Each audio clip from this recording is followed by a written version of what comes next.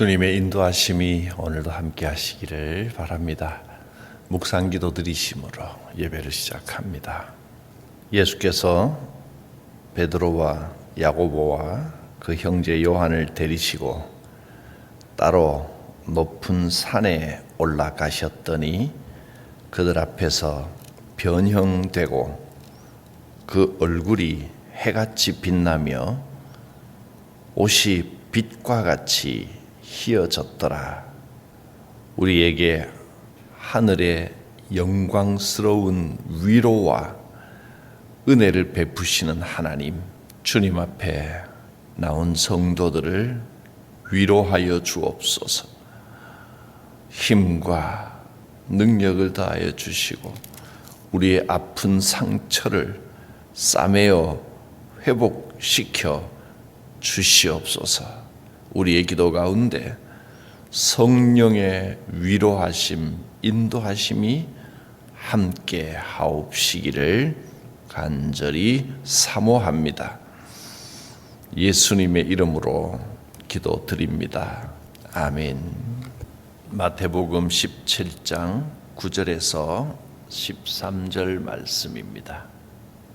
그들이 산에서 내려올 때에 예수께서 명하여 이르시되 인자가 죽은 자 가운데서 살아나기 전에는 본 것을 아무에게도 이르지 말라 하시니 제자들이 물어 이르되 그러면 어찌하여 서기관들이 엘리야가 먼저 와야 하리라 하나이까? 예수께서 대답하여 이르시되 엘리야가 과연 먼저 와서 모든 일을 회복하리라. 내가 너희에게 말하노니 엘리야가 이미 왔으되 사람들이 알지 못하노니 임의로 대우하였도다. 인자도 이와 같이 그들에게 고난을 받으리라 하시니 함께 보겠습니다.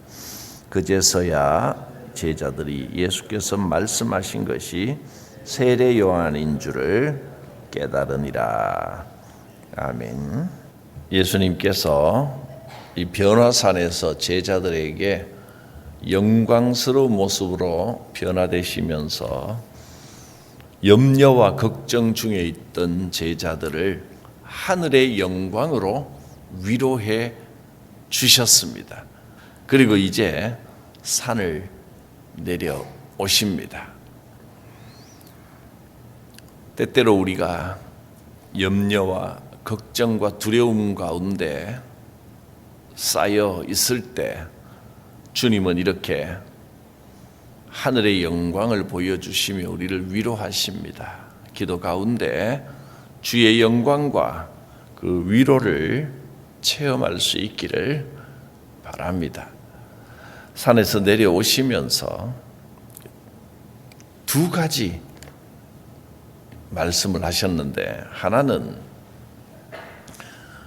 내가 부활할 때까지 지금 본 것을 아무에게도 말하지 말라 하셨습니다. 제자들이 정말 신비로운 장면을 보았고 예수님께서 특별하신 분이고 하나님의 아들이시라는 체험을 했는데 얼마나 말하고 싶겠습니까? 자랑하고 싶겠습니까? 입이 건질건질했을 겁니다. 네, 아무에게도 말하지 말라 하셨습니다.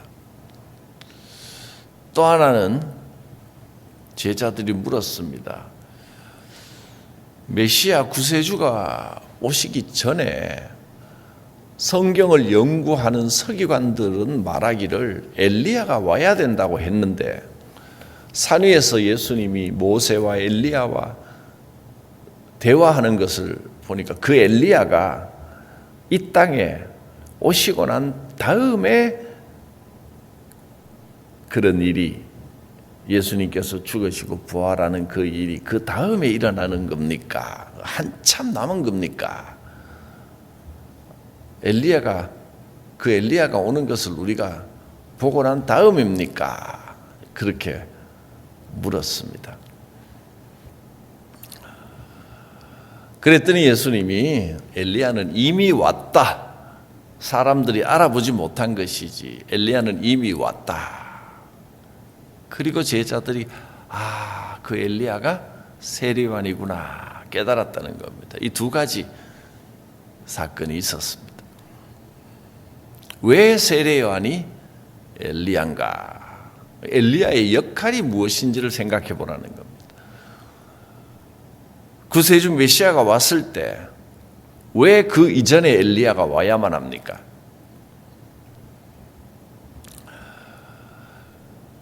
이 두 가지를 오늘 살펴볼 텐데, 하나 먼저 지금 보고 경험한 것을 아무에게도 말하지 말라. 아직 때가 되지 않았다 하셨는데 왜 이렇게 명령을 하셨을까요? 말하면 어떻습니까? 근데 문제는 제자들이 그 산에서 본 것을 지금 말해봤자 아무도 믿지 않을 것이기 때문입니다. 그런 게 어딨냐? 너 지어낸 이야기 아니냐? 거짓말하지 마라. 또 제자들을 따르고 믿고 신뢰하는 사람들도 그게 무슨 뜻인지 직접 보지 않으면 이해할 수가 없을 것이기 때문에 사람들이 이해할 수 있을 때까지 기다려라. 주님이 부활하시고 나면 부활하신 주님을 만난 사람들은 생각이 좀 달라질 겁니다. 그리고 부활하신 주님은 이 땅의 몸이 천국의 몸으로 점점 변화되셨습니다. 그 모습을 직접 보면 이 산 위에서 있었던 일이 무슨 말씀이고 어떤 의미고 어떤 상황인지 그제서야 사람들이 이해할 수 있을 것이다. 아무리 진리라 하더라도, 아무리 내 생각에는 이게 맞다고 확실하다고 하더라도 그 진리, 그 사실이 사람들이 알아듣지 못한다면 무슨 소용이냐. 또 사람들에게 말했을 때 괜히 불필요한 오해를 일으킬 말이라면 하지 말고 참고 때가 될 때까지 가슴에 묻어놓는 것이 좋습니다.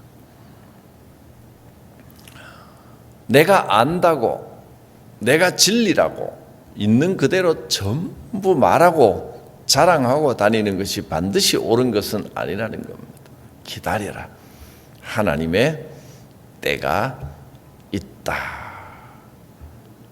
하셨습니다. 내가 옳고 내가 정말 하고 싶은 일이 있어도 때를 기다릴 줄 아는 지혜를 가지시기 바랍니다. 불필요한 오해나 다툼이 자꾸 일어나는 것은 좋은 일은 아닙니다. 하나님의 때가 있습니다. 그러자 이번에 제자들이 물었습니다. 다시 한번 읽어볼까요? 10절에서 13절. 제자들이 물어 이르되 그러면 어찌하여 서기관들이 엘리야가 먼저 와야 하리라 하나이까? 주님이 곧 구세주 메시아의 역할을 하실 거라면 성경을 연구하는 서기관들이 엘리야가 먼저 와야 된다고 했는데 이런 일이 있어야 되는 거 아닙니까? 그러자 예수께서 대답하여 이르시되 엘리야가 과연 먼저 와서 이 모든 일을 회복하리라. 그런데 내가 너희에게 말한다. 엘리야가 이미 왔다. 그런데 사람들이 알지 못하고 임의로 대우하였도다. 사람들이 엘리야를 알아보지 못했다. 그리고 인자도 사람들이 메시아인 나도 알아보지 못하고 그렇게 대할 것이다. 그러고 났더니 그제서야 제자들이 예수께서 말씀하시는 엘리야가 세례 요한인 줄 깨달았습니다. 인자가 오기 전에 먼저 오시는 엘리야는 세례 요한이었습니다. 세례요한이 먼저 와서 이 모든 잘못된 일을 바로잡아 회복시켜 놓는다 하셨습니다. 뭘 세례요한이 바로잡았다는 겁니까? 세례요한은 광야에서 외치다가 헤롯에게 목베임을 당하고 죽었을 뿐인데, 세례요한이 죽고 난 다음에 예수님이 곧바로 5병이어 7병이어 기적을 일으키시고 또 본인이 십자가 얘기를 걸으시고 죽으셨다가 3일 만에 살아날 것이다 곧바로 예언을 하셨습니다. 세례요한의 일이 엘리야의 역할을 한 것입니다. 세례요한이 한 엘리야 역할이 도대체 무엇이고 무엇을 회복시킨 겁니까?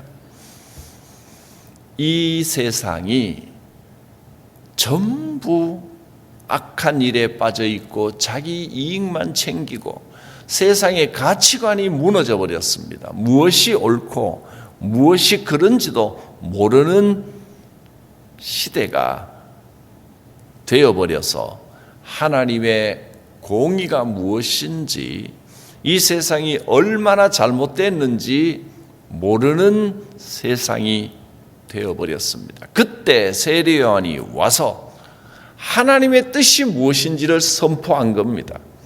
공의를 선포하고 옳은 것이 무엇이고 잘못된 것이 무엇인지, 그래서 잘못된 길을 가고 있는 사람들은 회개해야 한다 하는 회개를 선포했습니다. 세례요한은 자신을 조금도 나타내지 않고 하나님의 뜻을 선포하면서 이제 내 뒤에 구세주께서 오신다, 그 전에 옳고 그른 것이 무엇인지, 회개해야 할 일이 무엇인지를 깨달아야 한다 하고 선포를 한 것입니다. 구원의 역사가 일어나기 위해서는 이 세례요한의 사역이 반드시 있어야 합니다. 세례요한의 사역은 회개를 외치는 사역입니다. 하나님의 공의가 무엇이고 옳고 그른 것이 무엇인지를 깨닫게 하는 일이 세례요한의 사역입니다. 성도는 어떻게 살아야 하는지를 선포했습니다. 세상이 복잡하고 혼란스러우니까 성도들도 믿는다고 하면서도 그냥 세상에 묻혀서 무엇이 옳고 무엇이 그런지를 모르고 세상 따라 어쩔 수 없지 그저 그게 그거지 그냥 이렇게 살다 가면 되지 이렇게 옳고 그름을 잃어버린 시대에 세례요한이 회개를 외쳤습니다. 하나님께서는 과거의 모든 죄악을 다 용서하시고 따지지 않으시지만, 그렇다고 해서 회개도 없이 예전과 같이 그냥 세상 속에 묻혀 살아가는 것을 다 그대로 받아주시는 그런 분은 아닙니다. 주님의 용서에는 반드시 회개가 있어야 됩니다. 무엇이 옳고 그른지를 깨닫고 나에게 잘못된 부분이 있었구나, 회개해야 용서의 역사가 있는 것입니다. 세례요한은 강력하게 회개하라고 외쳤습니다. 헤롯이 권력을 등에 업고 자기 마음대로 악한 일을 저질렀는데 사람들이 그 앞에서 아무 말도 못할 때 세례요한은 공개적으로 당신이 잘못했습니다, 고쳐야 됩니다 하고 외쳤습니다. 그리고 악한 종교 지도자들에게 자기들이 거룩한 줄 알고 우리는 잘하고 있다고 착각하고 있는 바리새인들에게 독사의 자식들아, 도끼가 나무 뿌리에 놓였으니 빨리 회개하라 하고 외쳤습니다. 회개를 깨닫게 하는 것이 세례요한의 역할이었습니다. 우리는 세상을 따라가고 세상 쫓아다니고 세상 닮아가면 안 됩니다. 교회는 세상 속에서 하나님의 뜻을 깨달아야 됩니다. 그래서 교회는 정직해야 됩니다. 성도들은 세상 속에서 정직하게 살고 정직하게 행해야 됩니다. 대충 머리 쓰고 편법을 쓰고 이러면 성공하더라, 세상이 이렇게 말하더라도 세상의 방법을 따라가면 안 됩니다. 지름길 같이 보이는 세상의 성공 방식, 그런 편법을 따라다니면 안 됩니다. 손해를 보더라도 하나님의 뜻을 따라서 정당한 길로 갈 때 하나님께서 갚으십니다. 이것이 우리의 믿음입니다. 우리가 세상 속에서 살지만 정직한 성도로 손해를 보더라도 올바른 길을 걸어가는 사람들이 되어야 진정한 회복과 부흥의 역사가 옵니다. 지금까지 그렇게 살지 못했다 하더라도 이 세례 요한의 선포, 엘리야의 선포를 듣고 내 삶이 이런 부분이 잘못되었구나 하고 깨닫고 회개하는 일이 있어야 그 다음에 예수 그리스도의 구원의 역사가 임하는 것입니다. 천국은 대충 들어가는 데가 아닙니다. 하나님의 나라를 누리려면 회개해야 됩니다. 그냥 세상하고 똑같이 살면서 나는 교회 다니니까 천국이 임한다, 천만의 말씀입니다. 하나님께서 정말 사랑하시면 때로는 깨닫게 하시려고 고난을 주실 때도 있습니다. 고난이 찾아오고 나면 정신이 번쩍 납니다. 성도가 살아야 할 방법은 따로 있구나. 회개하게 하시고 깨닫게 하시는 것이 하나님의 사랑이고 은혜입니다. 철저한 회개의 결단이 있어야 합니다. 하나님, 예전에 세상 사람들하고 별 다를 것 없이 살아가던 죄악된 삶을 다시는 반복하지 않겠습니다. 나를 변화시켜 주시옵소서. 성령께서 깨닫게 하여 주시옵소서. 은혜를 베풀어 주셔서 이 약한 인생을 강하게 믿음으로 세상을 이기고 살아가게 하여 주시옵소서. 이것이 우리의 기도가 되어야 됩니다. 십자가 앞에 회개하고 하나님의 뜻을 깨닫지 못하면 하나님의 나라를 보지 못할 것입니다. 껍데기로 그저 겉으로만 자기가 거룩한 줄 알고 사람들에게 나는 잘하고 있다 자랑하고 착각하던 바리새인들과 다를 게 없어질 것입니다. 회개하는 자에게 구원이 임합니다. 그래서 세례 요한이 엘리야의 역할을 감당한 것입니다. 하나님께서는 오늘 우리에게도 엘리야를 보내주십니다. 예수님 시대에는 세례 요한이 왔지만 지금은 성령께서 우리를 깨닫게 하시며 회개하라 명하시며 엘리야의 역할을 하였습니다. 회개하는 자에게 구원의 역사, 풍성한 천국의 은혜가 임할 것입니다. 기도합니다. 거룩하신 하나님, 주님의 뜻을 깨닫기를 원합니다. 세상 속에서 세상에 묻혀 살아가지 않게 하시고 이 땅을 살아가지만 영원한 천국을 바라보며 우리 삶 가운데 임하시는 이 천국을 누리며 주님과 동행하는 삶이 되게 하여 주시옵소서. 회개의 영을 부어 주시옵소서. 예수님의 이름으로 기도드립니다. 아멘. 여러 해 동안 주 떠나 세상 연락을 즐기고 저 흉악한 죄에 빠져서 준 해를 잊었네. 오 사랑의 예수님,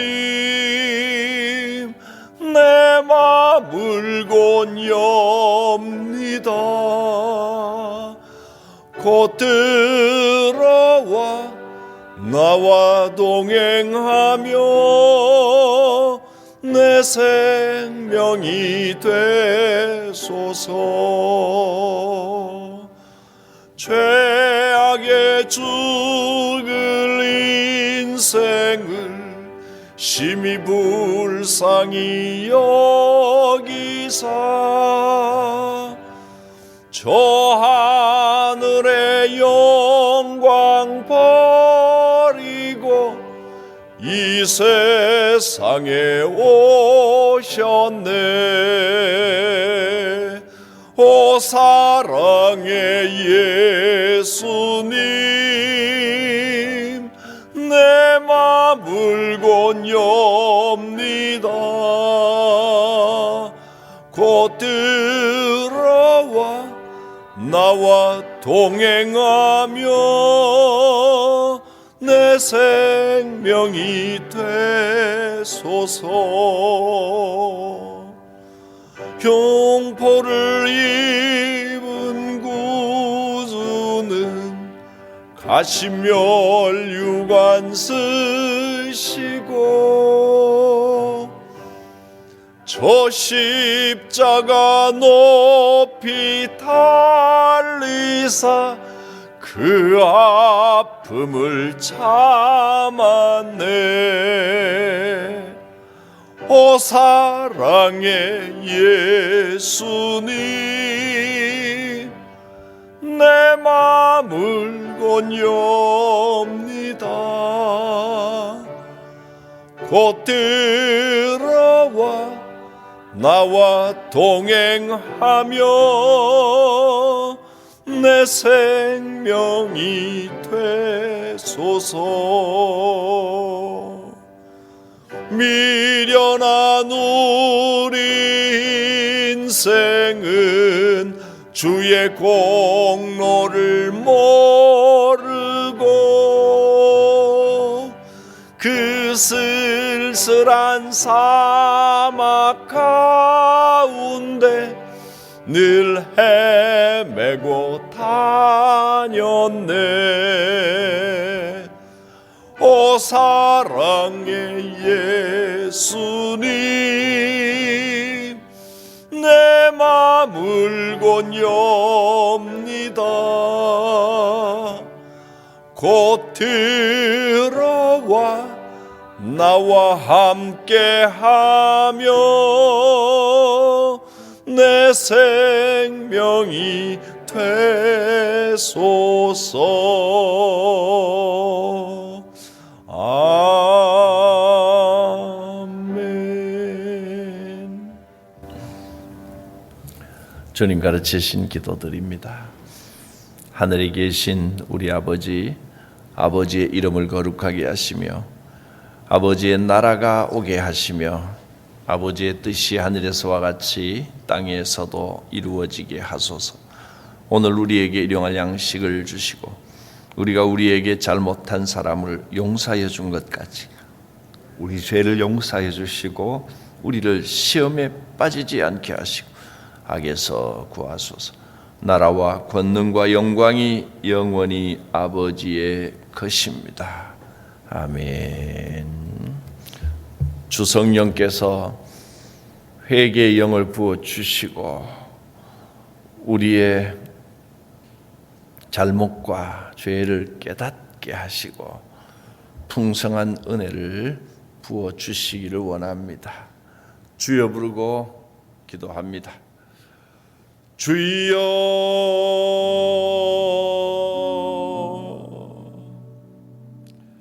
사랑이 많으신 하나님, 주의 이름을 부르며 기도할 때 살아계신 하나님의 권능의 역사의 역사와 함께해 주시기를 원합니다. 주여. 성령이 여기소서.